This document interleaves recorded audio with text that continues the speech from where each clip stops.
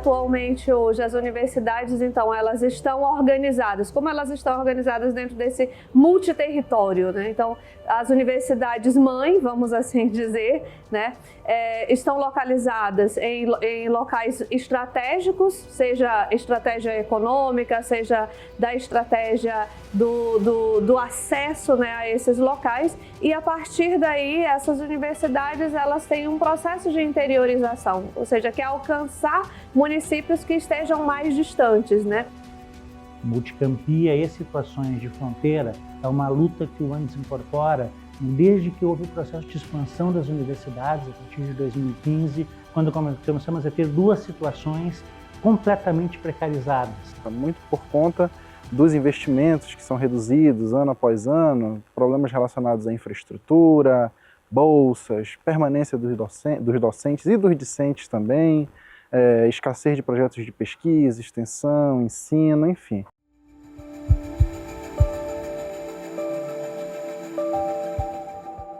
E em termos de recursos, com os cortes de verbas, os cursos que mais sofrem são os cursos que estão nos campi do interior. Superar os desafios vividos por docentes na Amazônia começa pela valorização do próprio docente. É preciso reconhecer que o orçamento das universidades localizadas nessa região de fronteira e com a particularidade da multicampia precisa ser visto de modo específico e particular. O desafio nosso, enquanto uma instituição pública de educação superior, é realmente olhar para as diferenças que nos compõem, que fazem parte da nossa instituição.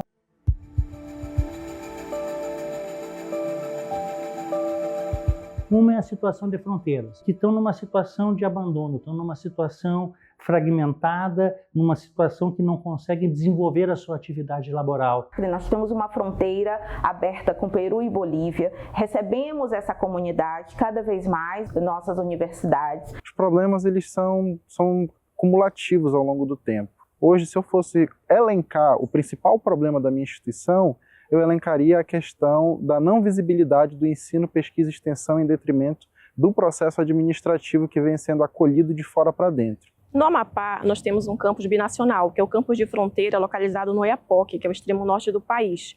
É um campus que apresenta muitas potencialidades de pesquisa junto às populações indígenas tradicionais, populações pesqueiras, porém, dada a distância, né, do campus, da capital, e também dadas as condições de infraestrutura do campus, desde quando ele foi criado, né, a gente passa por um processo de muitas dificuldades dentro daquele campus.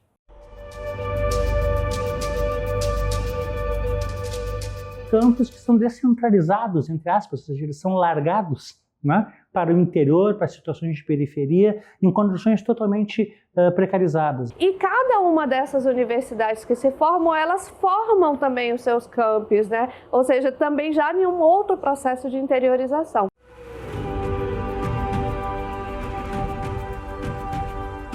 Falar de multicampia na Amazônia é falar da própria complexidade que envolve, né, a Amazônia.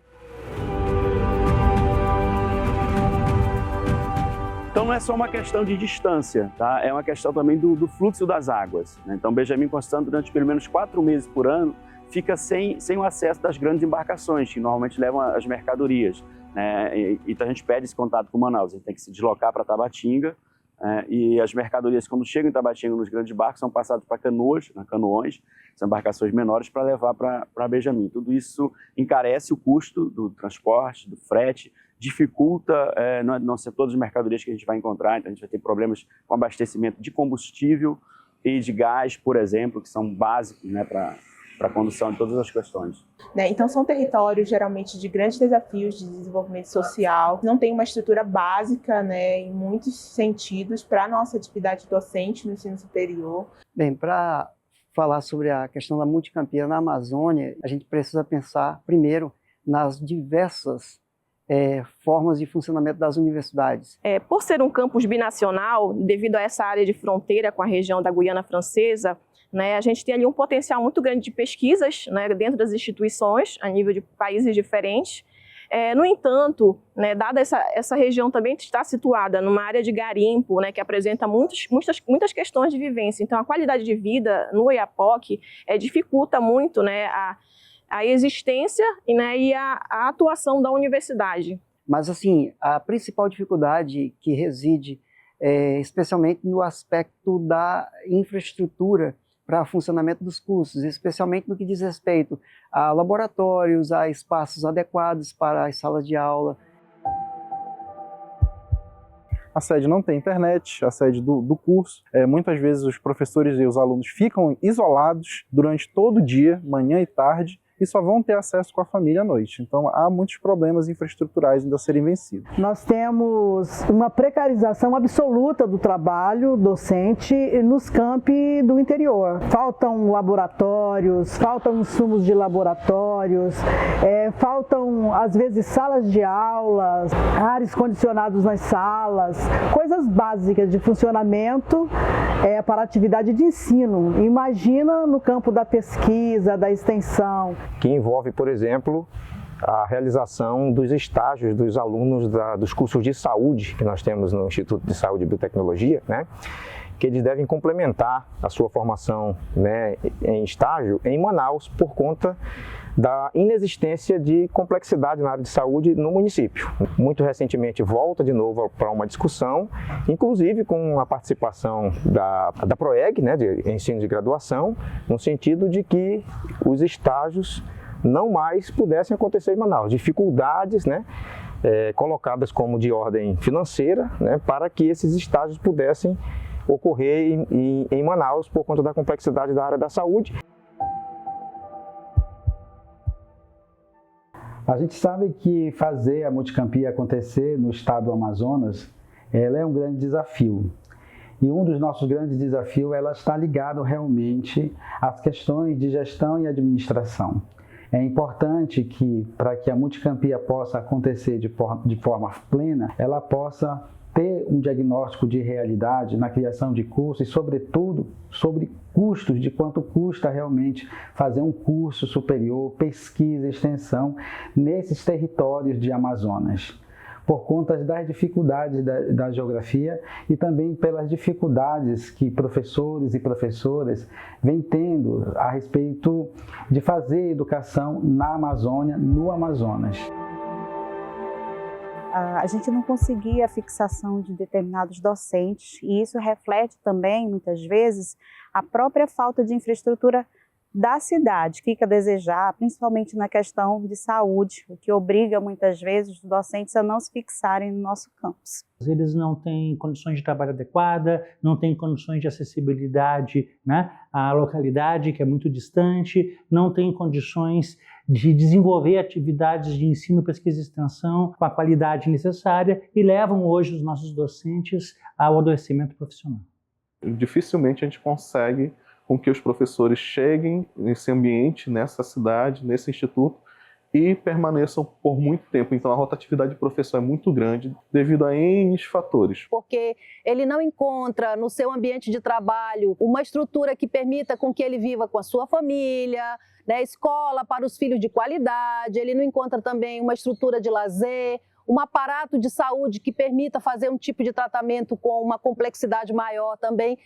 Os professores são aprovados no concurso, esperam passar o período probatório e rapidão já procuram uma transferência, né? Ou vão para a capital ou vão para outras universidades. Os docentes começam a trabalhar nesses campi, não têm condições de trabalho, ficam sufocados, adoecidos e acabam pedindo essas transferências. Uma coisa é consequência da outra, né? A dificuldade de fixação é consequência da falta de estrutura, de infraestrutura para a instalação do campus lá. E é algo que a gente não vê uma perspectiva de melhora tão a médio prazo ou a curto prazo.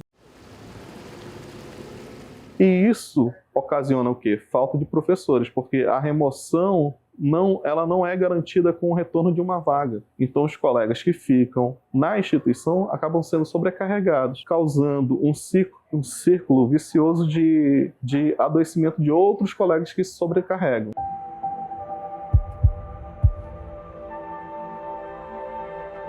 Então, um dos pontos importantes para a gente desenvolver o trabalho é que possamos ter autonomia didático-científica, administrativa e patrimonial. Acho que a beleza das instituições multicamp está justamente na situação de você levar a educação a essas regiões mais longínquas. Mas a gente também tem uma questão da distância das ações do sindicato. Você vai fazer uma mobilização em Manaus, a TV filma, aparece em jornal, para o trânsito, então tem toda uma coisa. Você faz uma manifestação em Benjamin Constant, ninguém vê. Você não tem, por exemplo, uma imprensa local, rádio, televisão, que noticie isso. Então, esse é o desafio de pensar as distâncias, de pensar um projeto político de educação pública no Estado, mas de pensar também um projeto que olhe para as territorialidades que nos compõem. A gente sabe da importância do fortalecimento do sindicato. Eu penso que a gente está num momento de mudança de perfil de professores e mudança de lógica de atuação sindical. Então, isso tudo deixa o professor sem aquele sentimento de unidade de classe. E muitos ficam adoecidos pelas relações de trabalho também, né? Porque hoje a universidade ela não é democrática, né? Então os professores são assediados o tempo todo também, né? Então assim, na capital isso ocorre, né? Mas nós temos um número bem maior de docentes e assim a gente consegue estabelecer mais relações, né? Mais discussões entre nós no campo do movimento docente. No interior, os companheiros e as companheiras ficam mais isolados disso aí, né? Dessas possibilidades, né, de resistência.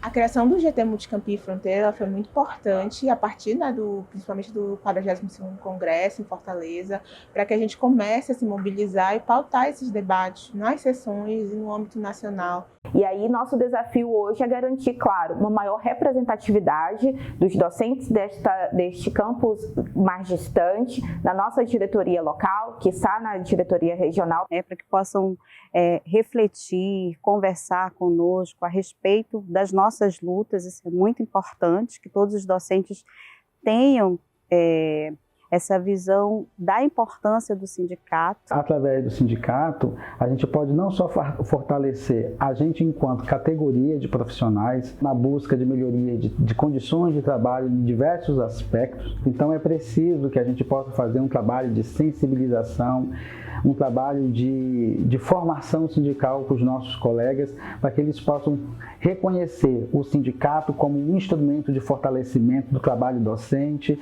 e também por desenvolvimento e também de auxiliar as instituições no ensino, na pesquisa e na extensão. Para que eles tenham, portanto, condições de ter plataforma para expor suas questões, suas particularidades e, claro, garantir a devida representação e a unidade da construção da luta. Eu acho que esse seria o nosso grande desafio hoje, do ponto de vista organizativo e que nós reconhecemos que precisamos encarar. É um trabalho que vai requerer muita energia de nós pelo fato de que, mesmo na capital, nós temos unidades que são separadas fisicamente. De uma certa forma, a distância às vezes pode parecer que nos isola, mas nós precisamos ver mecanismos que nós possamos estar sempre unidos e conversando, debatendo. Então nós estamos vivendo outros momentos, né? E a gente tem que pensar outras formas também de participação. A gente tem hoje em atividade cerca de 550 docentes, fora os que estão afastados por algum motivo, e 313 sindicalizados. E esse número de sindicalizações ele aumentou agora no período de greve. Mostra, pela nossa avaliação, que os professores eles estão preocupados com a luta pelos direitos deles dentro da instituição e fora da instituição. Então, apesar das dificuldades logísticas, das dificuldades de recursos, né, para fazer um acompanhamento mais efetivo por parte da diretoria da ADUNIR, nós temos excelentes e combativos companheiros e companheiras em cada unidade dessas, organizando a luta a partir da realidade local também, porque cada campus tem uma pauta também de luta. É um espaço necessário de debate, inclusive do contraditório. Muitos professores que não são afeitos a, por exemplo, greve ou ações mais políticas dentro do sindicato. Então, mesmo esses professores têm participado desse debate. Então, acho isso rico, acho isso interessante, porque amplia a discussão, amplia o debate e, por consequência, amplia também o nosso sindicato. Então, é preciso olhar para essa realidade para dentro da capital também, entender que ela é fragmentária e que isso impõe um desafio para as direções sindicais no sentido de organizar a luta, mas no sentido de conectar essas forças em cada unidade da capital. Mas também para o interior, né, enfrentando o desafio não só da distância, mas também da conectividade, que é uma questão que nós enfrentamos. Talvez uma forma de nós pensarmos em termos reflexivos para a ampliação da participação dos nossos colegas nos assuntos sindicais, nas práticas sindicais, seja esse processo de formação, né? Para que a gente possa trazer, né, mais colegas, mais professores, mais professoras para a participação das nossas atividades sindicais por meio da ampliação dos conhecimentos, né, que eles possam ter a respeito, por exemplo, do papel do sindicato, da função, né, da importância social, para que a gente possa entender, por exemplo, o contexto que nos traz até aqui, né, e a partir disso construir, né, novas estratégias e podermos ampliar a participação dos colegas nos assuntos e práticas sindicais. E o GT, Multicampi e Fronteira, a direção do Andes, ela tem sendo cobrada, ela está sendo cobrada nesse sentido, para que a gente repense essa forma de desenvolver mecanismos para que a participação da comunidade docente seja mais eficiente. Então, é um dos desafios que a gente está enfrentando.